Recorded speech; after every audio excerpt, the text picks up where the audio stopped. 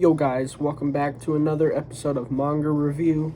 Today we have volume 22 of Demon Slayer. So, yeah, this is a pretty hype volume. Let's just get right into it. Alright, so yeah, this is Demon Slayer volume 22. As you can see, we have Muzan Hibutsuji on the front. Him in his, battle form, I guess. Like, he's got these weird, they're almost like Doc Ock tentacles, but they're bony and sharp and stuff. There's some on his back and a few on his legs or whatever. They're pretty weird, and they shoot poison or something. Here is the spine, and then the back if you want to look at that. But yeah, pretty cool volume, at least on the outside. There has been better floral color combinations in different volumes. Definitely not the best one. But the front, this is definitely a really cool cover. So yeah, we're just gonna hop right into this and start talking about the plot stuff. So basically, we get some more backstory on Tanjiro. Well, not really backstory, but more ancestral backstory, his stuff with the Hinokami Kagura and the the what's it called, upper rank one, his brother, and how he's connected to the Kamado family or whatever. So basically the way it worked was the son, I guess it was the son Hashira at the time, I forget his name, but he helped one of Tanjiro's ancestors and decided to pass on the Hanafuda, I think they're called Hanafuda earrings, like those earrings Tanjiro wears. He passed on that and also taught him how to do the Hinokami Kagura and the different sun breathing, whatever. Passed down that stuff to Tanjiro's ancestor, which over time was passed on to Tanjiro much later, which with that whole thing with his ancestors and stuff, I thought that was pretty confusing because I wasn't sure how all of it tied together, but this really this did just that. It tied everything together, at least with that, and made it all make sense. So that was cool. We also get a bit of Iguro backstory, Iguro being the serpent Hashira, which I think is one of the worst Hashiras, to be honest. He's not, I'd say the worst Hashira is probably Tokido, the Mist Hashira. He's pretty boring, but the Serpent Hashira is pretty up there, at least for the worst Hashiras, just because, I don't know, he's super basic, but he gets his face thing, he always covers his face, and he got that removed at one point, and he's got I forget exactly what they call it, but when they cut your mouth or whatever and have the large smile, I forget what it's called, but yeah, that's what he has. There's a whole backstory thing with I can't, let me see if I can remember by looking at it briefly, if I can remember what it was that they were talking about when it came to him. I think it was, he had the pet snake and he was being held captive or something, and he was being held captive by a demon or something. I'm pretty sure that's what it was. He had got his whole family treated him like crap, and then they were all captured by demons, and so when he tried to escape, they killed his entire family, and so he was blamed for his family's death, even though they treated him like crap. I'm pretty sure that's his whole backstory. But yeah, he's definitely a decent character. Him and Mitsuri have a thing going on, which, okay, sure. But the main thing that happens in this volume is we continue the battle with Muzan. He's still extremely powerful, but when Tamayo sacrificed herself in a previous volume, she had poisoned him, and so it lowered his regenerative abilities, because apparently, so she actually poisoned him with a poison that Lady Tamio and Shinobu made together. It was like there's 4 different ones. There's like an aging potion, and like one that slows regen, and like a few others that again I can't remember. It's been a few days since I've read this. It may have even been a week since I read this, so I'm a little behind on that. But yeah, so she poisons him, and so the reason why he's slowing down is because his body is wasting energy trying to fight the aging process. So he's slowly becoming weaker, slowly but surely, because I mean it's hard to tell just because he's like thousands of years old, but he slowly is like every second he's aging like 100 years, and you can barely tell, but his body is like trying to fight the aging process and get used to it.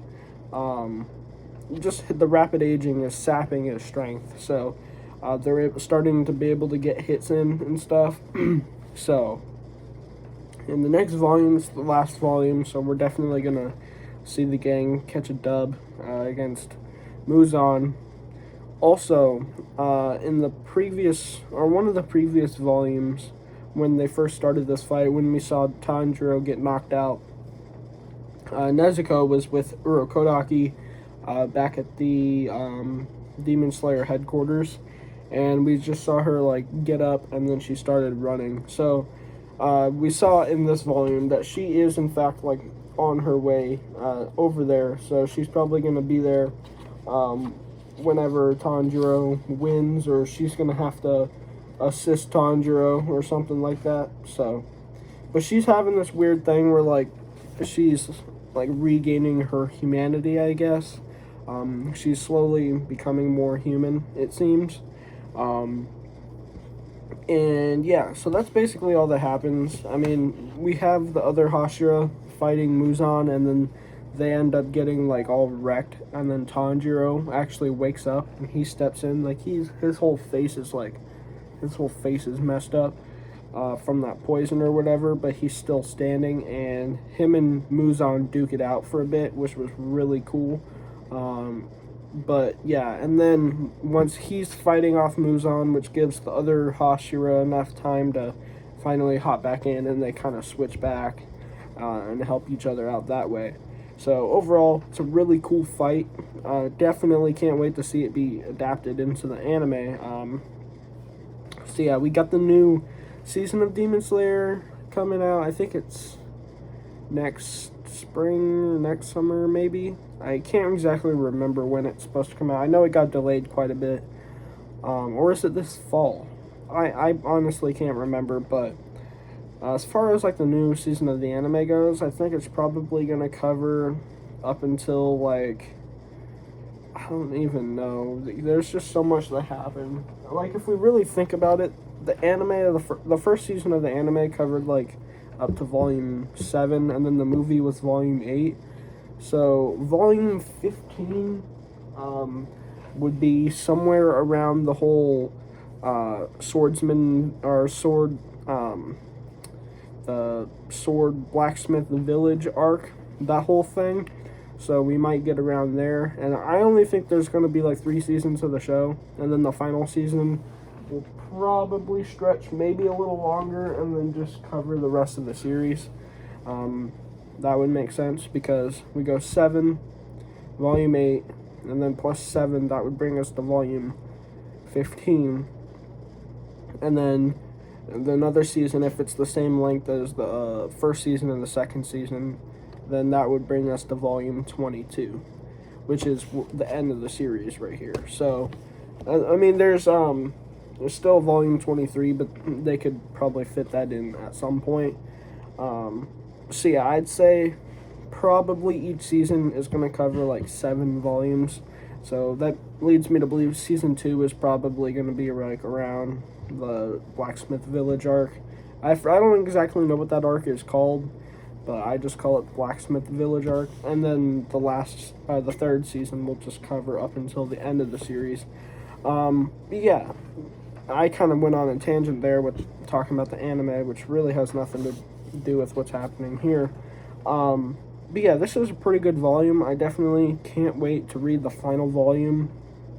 It's going to be kind of sad because I love my Demon Slayer, and that's going to be the final volume. So, yeah. But at least it's man, I'm getting jumbled up.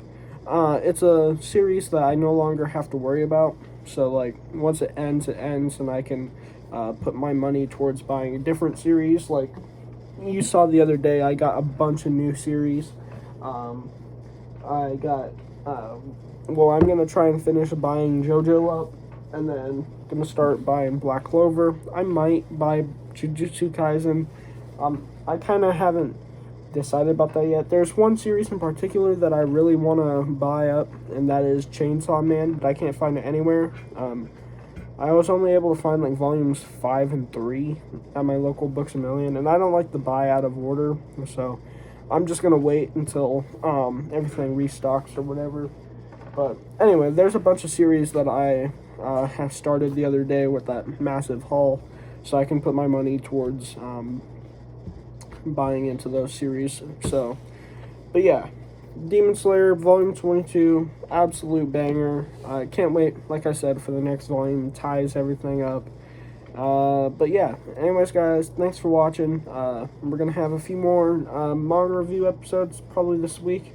We're gonna do a Naruto one, and then so we'll do, was it volumes 35 and 36 of Naruto, and then probably another Naruto manga review, because there's tons of manga I have, new manga, and I have so much Naruto that I kind of want to space it out, space out the new manga. I don't want to, like, read through all my new stuff, and then the rest of the summer is just Naruto manga review. Just kind of want to spread it out, switch it up. So we did Demon Slayer, then we'll do a Naruto, probably another Naruto, and then we'll probably do like a Berserk or something. But like, anyways, what I'm trying to say is we got tons of manga review coming out. Anime review hasn't been too big lately, just because, I mean, I've been watching some anime, but I've been kind of slacking. But we will have more anime review coming at some point, don't worry. But yeah, anyways, guys, thanks for watching, and I'll catch you guys in the next one. See ya.